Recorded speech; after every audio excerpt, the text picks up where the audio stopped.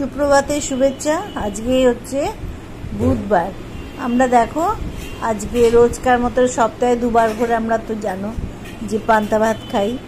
আজকে ইচ্ছে হয়েছিল, কালকে আমরা ভিজিয়ে রাখা হয়েছিল চাল ভাতটাকে, আজকে পান্তা ভাত খাচ্ছি। আর পান্তা ভাতের সঙ্গে কত কি আয়োজন হয়েছে দেখো। এইটা হয়েছে মসুর ডালের বড়া, পেঁয়াজ দিয়ে সুন্দর করে বড়া বানানো হয়েছে ভিজিয়ে রেখে।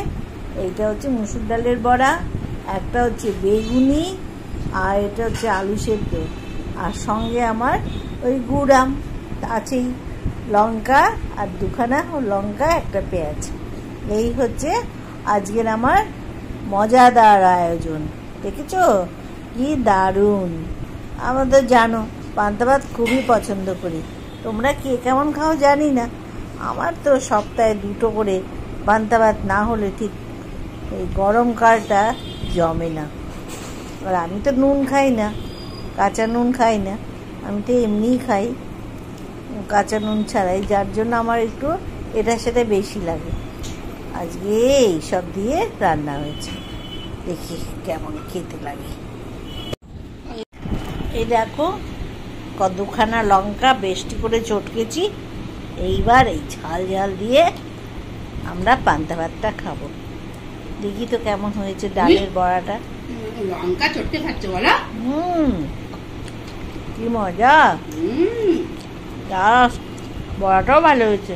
ডালের বড়া কতদিন পর খাচ্ছি। আমার আসলে এই পান্তা ভাতের মধ্যে বসানো ছিল, নরম হয়ে গেছে। খুব ভালো হয়েছে, দারুণ খাবার বন্ধুরা। কাঁচা পেঁয়াজ এরকম করে খাবে পান্তা ভাত এই গরমে,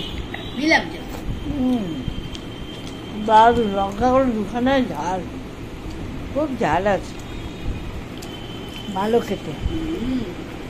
ঠিক আছে, আমরা খুব আয়োজন করে খাচ্ছি, খুব মজা পেয়েছি খেতে।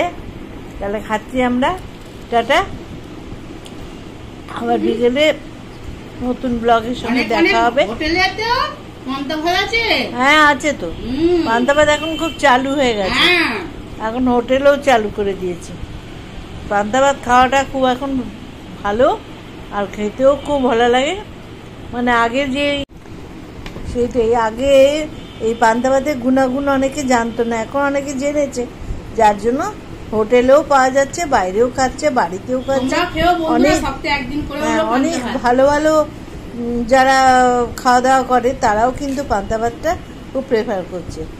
যাই হোক, তাহলে যাই এখানে রাখছি। তোমরা সবাই খাবে, ভালো থেকো, সুস্থ থেকো গরমেতে।